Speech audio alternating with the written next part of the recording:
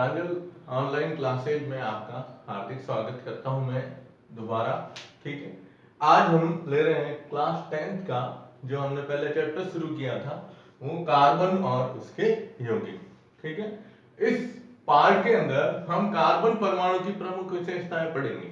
अब कार्बन परमाणु की विशेषताओं के अंदर आपको सबसे पहले बताना है कि कार्बन जो होता है, कार्बन वर्ग संख्या जो हमारे वर्ग संख्या 14 आवर्त सारणी के अंदर, आवर्त सारणी जो होती है, आवर्त सारणी में वर्ग संख्या 14 का ये पहला तत्व है और इसी के कारण इस वर्ग को कार्बन परिवार के नाम से ही जाना जाता है।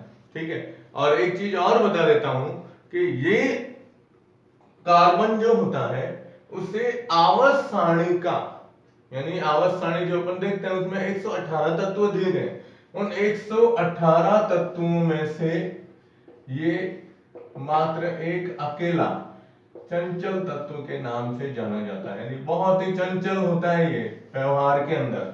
ठीक है, तो चंचल तत्व के नाम से भी ये जाना जाएगा। अब हम लेते हैं इसकी विशेषताओं के बारे में बात करते हैं।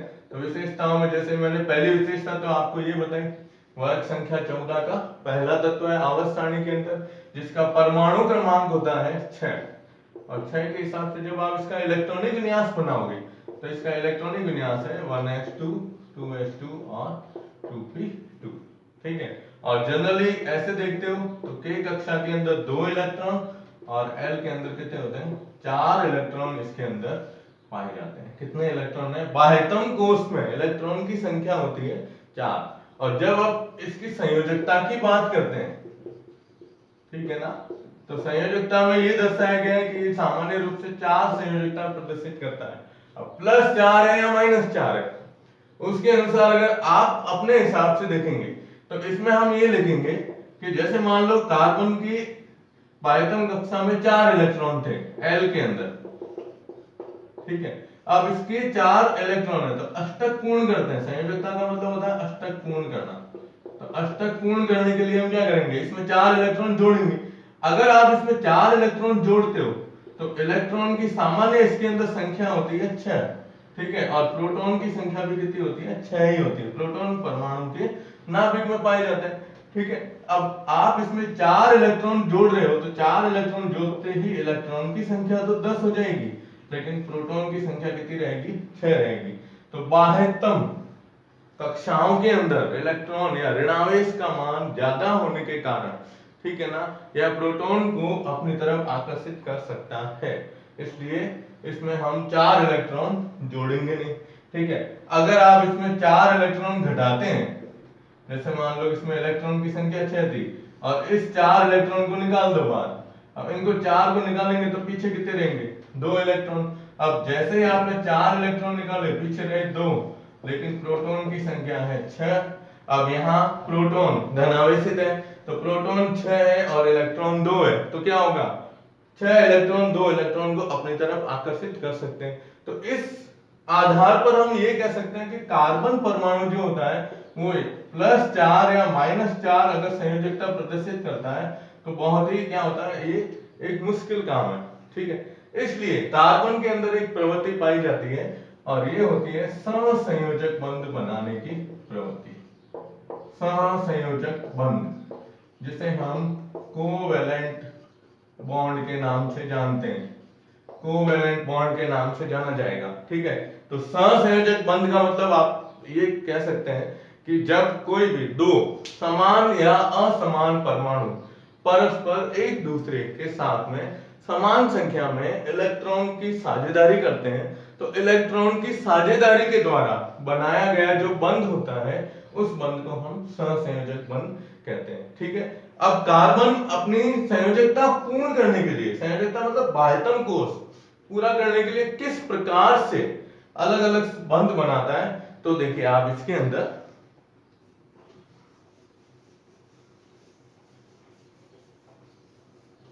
देखो, अब इसमें ये कहेंगे आप कि संयोजकता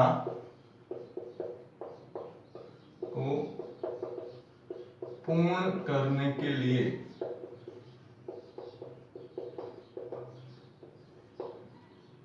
बंध का निर्माण।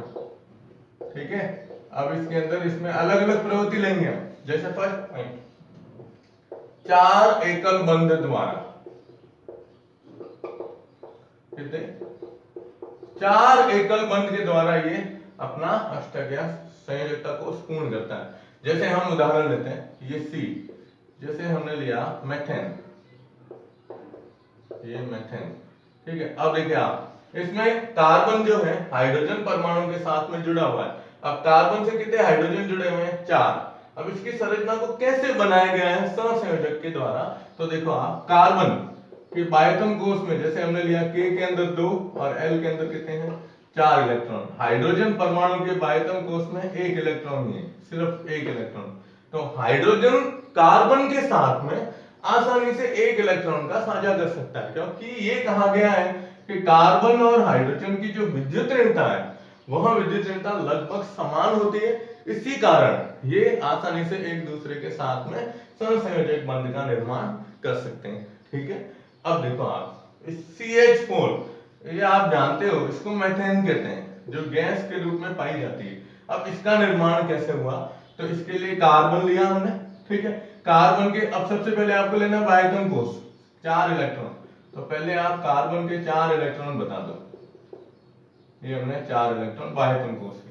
अब हाइड्रोजन परमाणु के बाह्यतम कोश में 1 इलेक्ट्रॉन ही होता है, तो ये 1 कितने दिए अपन ने, इसमें 4 लिए, तो ये 1 H, ये दूसरा H, ये तीसरा H, और ये इधर से जैसे अपन बता देते हैं चौथा H।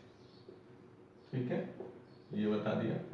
अब पहले सहसंयोजक बंध है, इलेक्ट्रॉन की साझेदारी। तो हाइड्रोजन 1 इलेक्ट्रॉन, जैसे यहां से ये साझेदारी की, तो साझेदारी को हम इस वृत्त के द्वारा बताते हैं, आधे वृत्त के द्वारा। ठीक है, अब देखो, इस कार्बन और इस हाइड्रोजन के बीच में ये 1 इलेक्ट्रॉन कार्बन का था, 1 हाइड्रोजन का था, 2 इलेक्ट्रॉन का साझा हुआ, तो 2 इलेक्ट्रॉन की साझेदारी से एक बंध बना। ठीक है, ऐसे कैसे इधर लो एक बंध, ऐसे कैसे इधर लो, और ऐसे के ऐसे इधर लो, तो 4 तो हो गए इसके। अब बात आती है कार्बन की।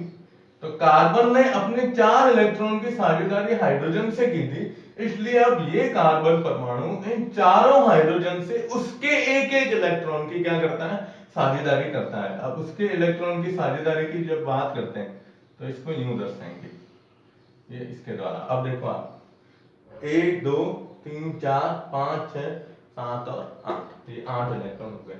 तो अब इसमें बंध जो बन रहे हैं वो सारे क्या हो रहे हैं, एकल बंध। तो इसने क्या कहा, 4 एकल बंध द्वारा कार्बन अपना अष्टक क्या करता है, पूर्ण कर सकता है, या संयोजकता पूर्ण कर सकता है। तो यहां से हमें दिख रहा है कि 4 इलेक्ट्रॉन इसके थे और 4 हाइड्रोजन परमाणुओं से 1-1 इलेक्ट्रॉन लिया गया है। ठीक है, अब ये आप इसका एक छोटा सा स्क्रीनशॉट ले सकते हो इसकी संरचना के लिए। अब देखो आप, ये जनरली एक उदाहरण था इसका। अब हम इसी के अंदर जनरल किताब के हिसाब से चलते हैं। तो इसके एग्जाम्पल में सबसे पहले हमने लिया था CH4, जिसमें 4 एकल बंध थे। ठीक है, जिसको हमने लिखा मेथेन के रूप में। अब हम दूसरा एग्जाम्पल लेते हैं जिससे अपन एथेन के रूप में भी लिख सकते हैं, एथेन के रूप में। तो एथेन का सूत्र भी इसी तरीके से बनेगा, CH H H H H और H। अब एक कार्बन देखो, हम इस कार्बन में देख रहे हैं आप 1 2 3 और 4 बंध इधर बन रहे हैं, और इस कार्बन को भी देखोगे तो 1 2 3 और 4, यानी कार्बन कार्बन के साथ में भी बंध बना सकता है और हाइड्रोजन परमाणु के साथ में भी क्या करता है, बंध बनाता है। ठीक है, दूसरा आता है इसके अंदर एक द्विबंध। अब बंध एक द्विबंध बनाओ और 2 एकल बंध के द्वारा इसकी संयोजकता कैसे पूर्ण की जाती है। एक द्विबंध लेना है और 2 क्या लेने, एकल बंध लेने। तो एक द्विबंध के हिसाब से ध्यान रखिएगा, जैसे कार्बन है, कार्बन ऑक्सीजन परमाणु के साथ में हमेशा द्विबंध से जुड़ता है। तो एक, अब देखो 4 बंध होने चाहिए, कार्बन हमेशा कितने बंध बनाएगा, 4 बंध बनाएगा।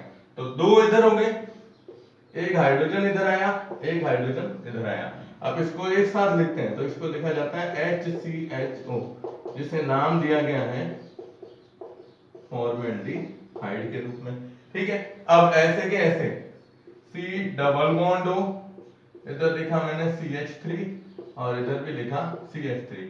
अब इसमें देखो आप कार्बन ऑक्सीजन से द्विबंध हो रहा है और इधर 2, तो इसको हम नाम लिखते हैं एसीटोन। एसीटोन के रूप में इसे लिखा जाता है, एसीटोन के रूप में। ये कीटोन समूह का सदस्य, ठीक है। आगे अगर और लेना हो तो C डबल बॉन्ड C। अब देखो, अब इसमें मैंने कार्बन का उदाहरण ले लिया, तो C डबल बॉन्ड C में ये एक H, ये दूसरा H, ये तीसरा H, ये चौथा H। हमें इस एक एक कार्बन को देखना है। इस कार्बन को देखते हैं तो इधर 2 डबल बॉन्ड, आगे इधर एक बंद, इधर यानी टोटल कितने हुए 4, 4 इधर में 4 इधर में। इसका नाम है एथीन। ये एथीन के रूप में लिखा जाता है, ठीक है। तो ये आपको इसमें ध्यान रखना है कि कार्बन की विशेषताओं के अंदर संयोजकता पूर्ण करने के लिए ये परमाणु पहले तो 4 एकल बंध के द्वारा, 1 द्विबंध और 2 एकल बंध के द्वारा, और अब हम तीसरा और चौथा 2 पॉइंट और लेंगे, जिसमें तीसरे के अंदर देखिए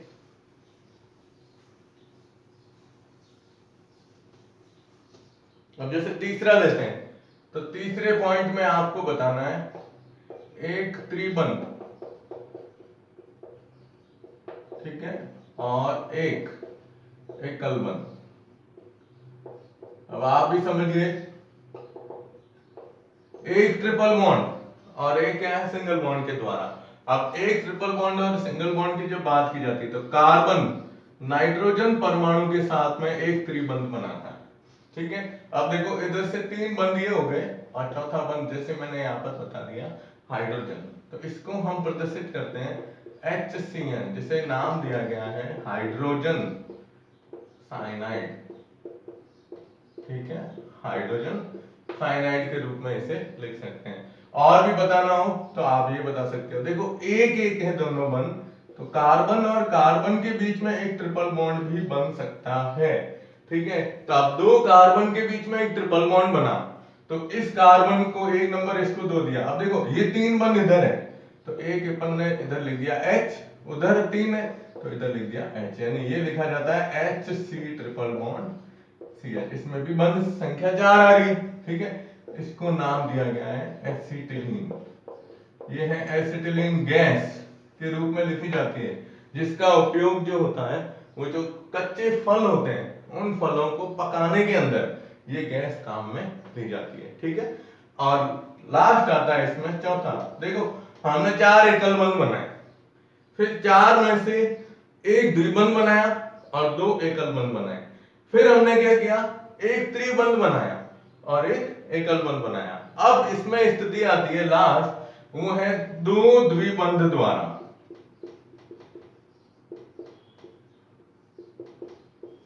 ठीक है, 2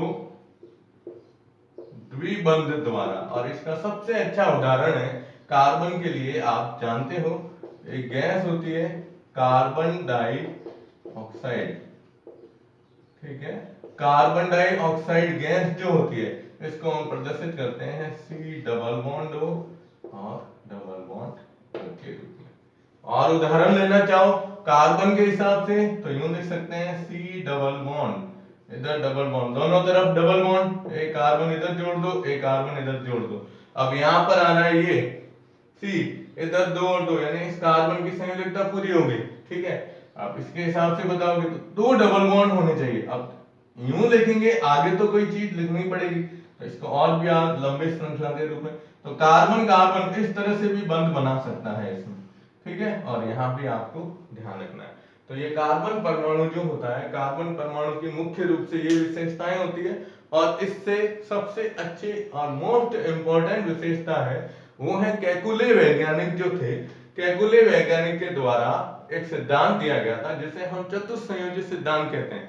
वैसे ये सारे पॉइंट चतुस्संयोजी सिद्धांत के अंदर ही आते हैं, क्योंकि चतुस्संयोजी सिद्धांत यही कहता है कि कार्बन परमाणु जो होता है ना वह 4 संयोजकताएं प्रदर्शित करता है, ठीक है। और चतुस्संयोजी सिद्धांत के आधार पर कैकुले ने यह बताया कि इसमें कार्बन की जो चारों संयोजकताएं होती है, ध्यान देना इधर, हम इसमें ये ले सकते हैं चतुस्संयोजी सिद्धांत के रूप में,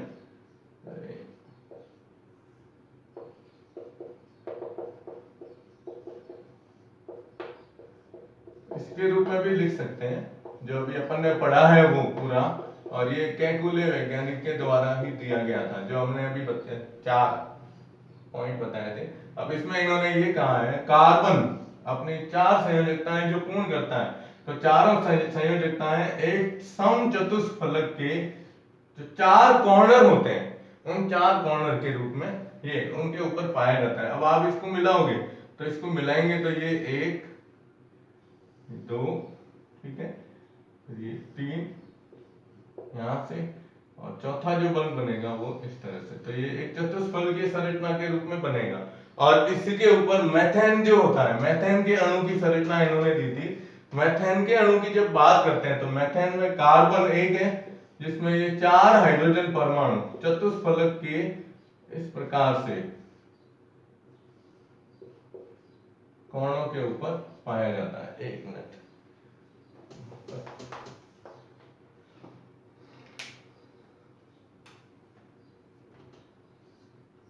ये H, इसको थोड़ा लंबा खींचो और इसको थोड़ा छोटा बताओ। फिर यहां से ये 1, ये 2,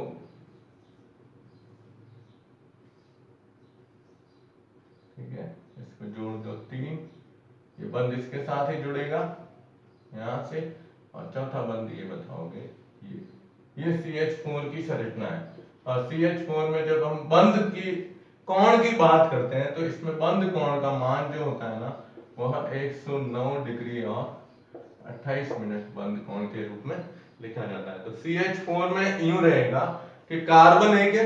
अब इस कार्बन, जैसे अपन ने कोई कार्बन लिया, इसको कार्बन माना आपने, तो इस कार्बन के ऊपर एक हाइड्रोजन यूं रहेगा, ठीक है, एक, फिर दूसरा यूं, तीसरा यूं, और चौथा हाइड्रोजन परमाणु जो होगा वो यूं इस तरह से बताया जाएगा, यानी एक तल के बाहर की तरफ यूं बाहर निकलता हुआ दिखाई देता है। तो ये CH4 चतुष्फलकीय संरचना के रूप में, ये किसकी संरचना है, ये मेथेन की संरचना दी गई थी, जिसके अंदर कोण का मान ध्यान रखेगा, इसको 109 डिग्री 28 मिनट के रूप में या इसको 109.5 डिग्री के रूप में भी लिखा जा सकता है, ठीक है। तो ये कार्बन परमाणु की विशेषताएं हो गई। और अब इसमें आपको जैसे कुछ संरचनाएं अगर अपन बनाते हैं तो 1-2 संरचनाएं मैं आपको बता रहा हूं, ठीक है। ये देखिए आप, इसमें जैसे हमने एथेन की संरचना ली थी, तो मैं एक संरचना एथेन की बता रहा हूं और एक संरचना बता रहा हूं एथीन की, 2, ठीक है। चलो देखो आप, अब सबसे पहले हम क्या करते हैं, एथेन की संरचना बनाते हैं। तो कार्बन, सामान्य सूत्र इसका होता है CH3CH3। अब ये आया कैसे, तो सबसे पहले 2 कार्बन परमाणु ले लो, ठीक है, दोनों कार्बन के बाह्यतम कोष में इलेक्ट्रॉन की संख्या जो 4 होती है वो दर्शा दीजिए इन डॉट के रूप में, ठीक। अब देखो हाइड्रोजन कितने हैं, इस कार्बन से 3 हाइड्रोजन और इस कार्बन से भी 3 हाइड्रोजन जुड़े हुए हैं। तो आप इन तीनों हाइड्रोजन को यूं बताओ, 1, ये 2 और ये 3। इसी तरीके से इधर, तो ये डॉट 1, ये बाह्यतम कोष का जो इलेक्ट्रॉन है उस इलेक्ट्रॉन को हमने बिंदु के रूप में दर्शाया। अब क्रम से चलिए, यहां से चलते हैं, ये एक बंद, ठीक है, अब ये बंद यूं बना, ये एक, इसके और इसके बीच में, फिर इधर से, तो ये इसके और इसके बीच में दूसरा, फिर इधर से लिया 3, तो इसके और इसके बीच में तीसरा। अब यहां इधर तो 3 आ गए, ठीक है, वैसे इधर लेंगे तो इधर भी यूं ही बताओगे, C, ये एक बंद, फिर इधर से C, ये दूसरा बंद, फिर इधर से C, ये तीसरा बंद, 3 हो गए। अब फिर भी हम देख रहे हैं कार्बन का अष्टक पूरा नहीं है, क्योंकि इस कार्बन में 2, 4, 6 और एक 7 इलेक्ट्रॉन है, इसमें भी 2, 4, 6 और 7 इलेक्ट्रॉन है। अब अष्टक पूरा करने के लिए ये कार्बन और ये कार्बन क्या करेंगे, अपने एक इलेक्ट्रॉन का साझा करेंगे, ठीक है। अब यहां से देखो आप, पहले ये इस इलेक्ट्रॉन को लिया, यहां से इस इलेक्ट्रॉन को, यहां से ये, आप देखिए इसने इससे लिया था तो वापस इधर से एक इलेक्ट्रॉन का साझा किया, और एक इलेक्ट्रॉन जो होता है ना वो ये इस कार्बन परमाणु के साथ में लेगा। अब ये एक इलेक्ट्रॉन इससे लिया तो 4, 5, 6, 7 और 8 इलेक्ट्रॉन हो गए। ऐसे कैसे इसमें बताओगे, तो इसमें भी यूं ही बताना है, 3 ये हो गए, ये 2, ये इधर से और ये इधर से, और एक इलेक्ट्रॉन वापस इससे साझेदारी। अब देखो इस कार्बन और इस कार्बन के बीच में कितने इलेक्ट्रॉन की साझेदारी हुई है, 2 इलेक्ट्रॉन की, और 2 इलेक्ट्रॉन से एक सिंगल बॉन्ड का निर्माण होता है। हमेशा ध्यान रखना, कार्बन कार्बन में जब सिंगल बॉन्ड होगा तो दोनों के बीच में इलेक्ट्रॉन कितने होंगे, 2। जब कार्बन और कार्बन के बीच में एक डबल बॉन्ड होगा तो दोनों के बीच में टोटल कितने इलेक्ट्रॉन होंगे, 4। और कार्बन कार्बन के बीच में एक ट्रिपल बॉन्ड होगा तो इलेक्ट्रॉन कितने होंगे, 6 इलेक्ट्रॉन इसके अंदर पाए जाएंगे। ठीक है। और दूसरी संरचना जैसे अपन डबल बॉन्ड की ले लेते हैं, तो एथिन का सूत्र है CH2 डबल बॉन्ड CH2। अब देखो डबल बॉन्ड आ रहा है तो डबल बॉन्ड के हिसाब से C। अब 4 इलेक्ट्रॉन है ना, देखो हाइड्रोजन 2 जुड़े हुए हैं तो एक H इधर बता दो, एक H इधर बता दो।